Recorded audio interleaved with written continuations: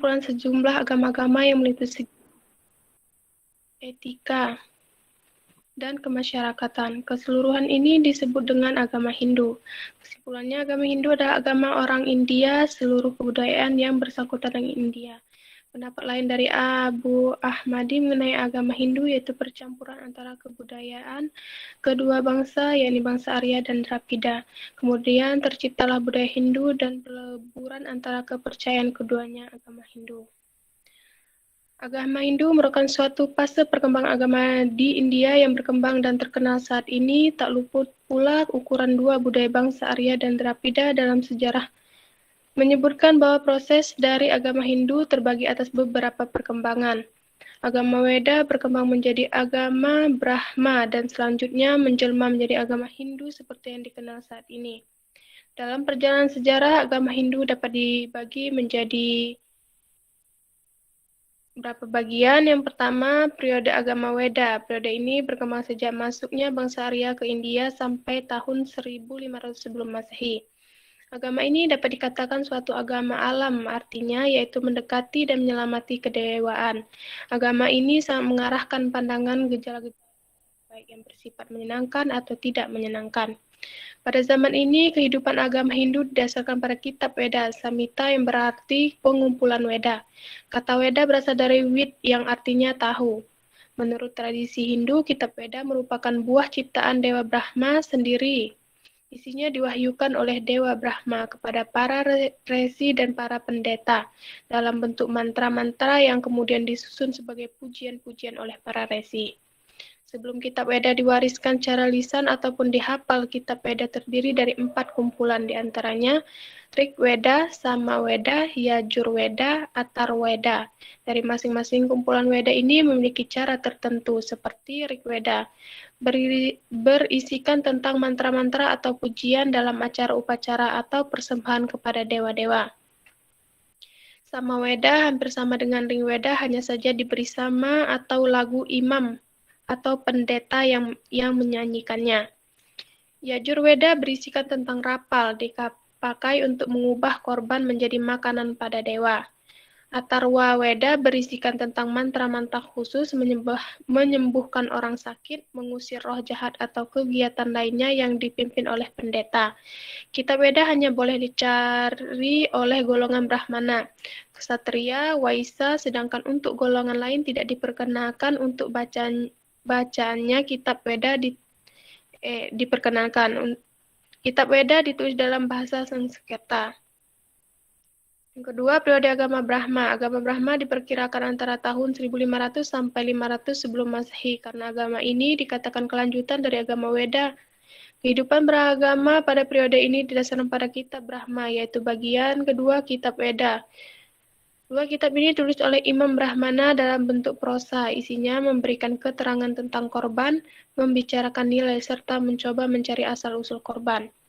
Adapun ciri-ciri pada agama Brahma, yang pertama korban mendapat tekanan yang besar, yang kedua para Brahmana mendapat kekuasaan yang lebih besar, yang ketiga berkembangnya kasta dan asrama, yang keempat dewa-dewa berubah perangainya, yang kelima timbulnya kitab sutra.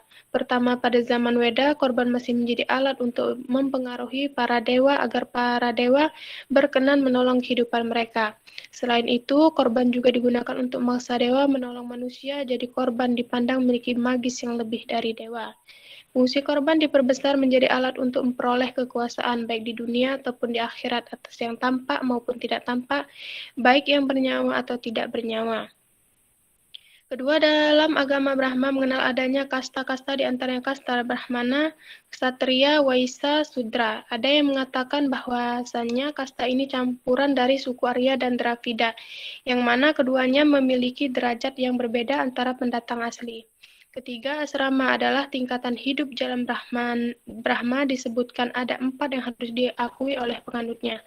Pertama, Brahmacharin, yaitu seseorang yang meninggalkan rumah menuju ke tempat guru sebagai siswa. Kedua, Grata anak sudah berdewasa dan masuk hidup perkawinan. Ketiga, Panaprasta, pada usia lanjut orang pergi ke hutan dan segala urusannya diserahkan kepada keluarganya. Yang keempat, Sanyasin, tingkat pertama yang telah terlepas dari kehidupan dunia meskipun ini masih hidup di dunia. Baiklah, dilanjutkan dengan materi yang kedua. Baiklah, saya akan melanjutkan materi dari Feby. 2. Konsep teologi. Agama Hindu sering dianggap sebagai agama aliran politeisme karena mempunyai banyak dewa-dewa. Dalam agama Hindu, dewa bukan Tuhan. Tuhan itu Maha Esa. Ada banyak 32 dewa, masing-masing dewa tersebut memiliki fungsi tersendiri dalam kehidupan manusia. Di antaranya dewa matahari, dewa air, dewa perang, dewa maut, dewa badai topan, dewa angin, dewa api, dewa awan, alam, dewa pemelihara alam.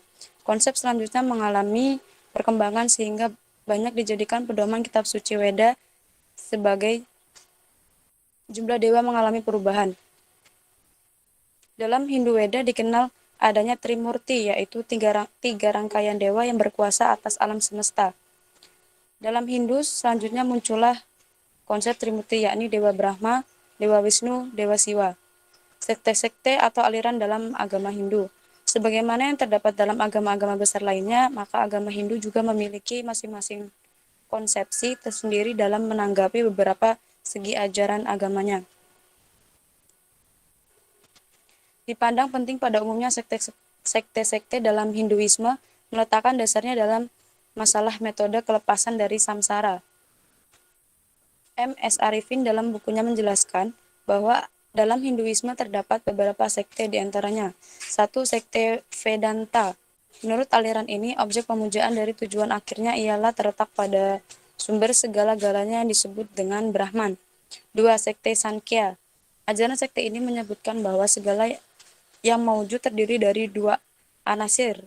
Pertama disebut dengan jiwa seseorang, anasir sebut dengan pekerti, artinya jasmani seseorang. 3. Sekte Yoga. Dalam aliran ini, arkan peristiwa untuk melepaskan diri dari samsara. 4. Sekte Jainisme. Inti dari ajaran ini adalah mengharapkan kebahagiaan abadi. 5. Sekte Wisnuisme. Sekte ini menekankan pada penyembahan kepada Dewa Wisnu karena ini sangat simpati bagi mereka dengan sifat-sifatnya berdasar pada kasih sayang. 6. Sekte Siwawisme. Pemeluk aliran ini sangat optimis akan kebulatan kekuasaan Dewa Siwa. Kekuasaannya meliputi tujuan hidup dan matinya manusia di antara dewa-dewa lain. 7. Sekte Brahmanisme. Aliran ini mengutamakan pemujaan kepada Dewa Brahma, yang mana dalam konsep Trimurti dipandang sebagai dewa pencipta.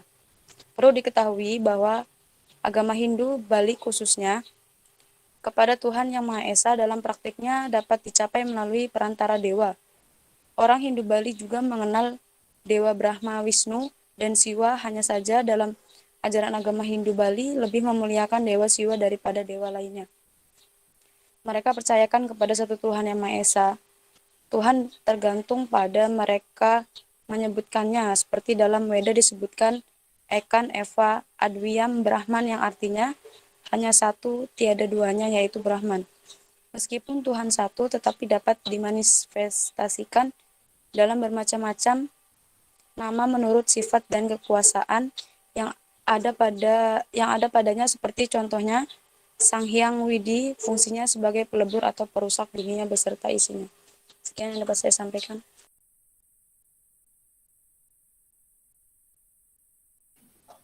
Ada lagi? Nggak ada, Pak. Baik. Lanjut, silakan ya. Udah selesai, Pak. Tinggal kesimpulannya, Pak. Boleh, selanjutnya. Bacakan ya. Bagaimana kesimpulan Anda? Kesimpulan dari makalah tersebut bahwa bahan pada suatu konsep keberagamaan agama Hindu memiliki perbedaan setiap zamannya yang tertulis dalam serta ajaran agama Hindu.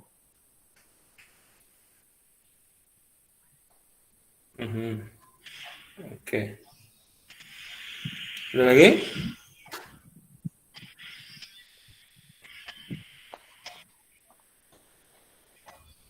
Baik.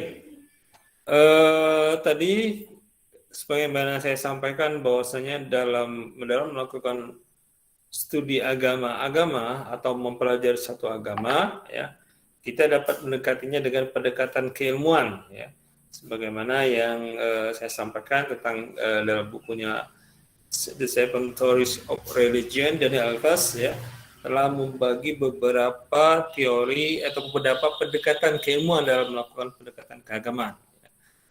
Pertama yaitu pendekatan historis, ya, sejarah. Bagaimana kita lihat tadi sejarah panjang yang dilalui agama Hindu, ya, dari fase Weda sampai dengan munculnya beragam sekte ataupun aliran-aliran. Tentunya di setiap wilayah memiliki kekhasan tersendiri yang berbeda antara satu dengan yang lain.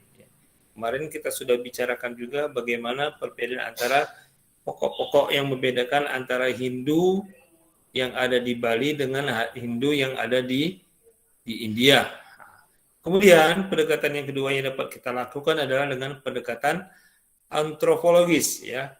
Dengan karakteristiknya kita di sini bahwasanya secara keilmuan kita memaparkan, mendeskripsikan apa adanya, ya, menurut pemahaman, menurut keyakinan yang diyakini oleh kelompok agama tersebut. Kita hanya mendeskripsikan, ya, tanpa memberikan nilai-nilai normatif ataupun memberikan punishment, penghukuman terhadap suatu pokok ajaran ataupun kelompok lainnya. Ya. Mau dikelompokkan sebagai takfiri ataupun kelompok musyrikin, tidak seperti itu. Kita hanya mendeskripsikan saja. Nah, kemudian yang kedua yaitu adanya kita mendeskripsikan tentang adanya local practice, kekhasan, ya. Kekhasan yang mana membedakan satu kelompok dengan kelompok yang lain. Mana yang membedakan satu sekte satu dengan sekte yang lain. Kemudian yang ketiga yaitu setiap simbol itu ada keterhubungan makna. Ya. Maka di sini perlu melakukan kajian etnografi, ya, mengkaji makna di balik simbol, di balik aktivitas, di balik praktek ritual yang dilakukan oleh suatu kelompok agama. Nah, kemudian karakter yang keempat kita melakukan sebuah komparasi, perbandingan antara kelompok satu dengan kelompok yang lain dengan mencoba menggali makna ataupun menggali apa saja faktor-faktor, ya, yang menjadi penyebab terjadinya misalnya perbedaan antara satu kelompok dengan kelompok yang lain, baik itu aspek dari faktor sosiologis kah ataupun faktor politis kah, ataupun yang faktor ekonomis yang mendominasi, ya, sehingga perbedaan satu kelompok dengan kelompok yang lain itu adalah menjadi ciri khas, mencari identitas dari masing-masing sekte atau kelompok-kelompok keagamaan, terutama yang ada di dalam agama Hindu. Oke. Silakan, mungkin ada yang mau diklarifikasi atau mau ditanyakan. Satu atau dua penanya, silakan.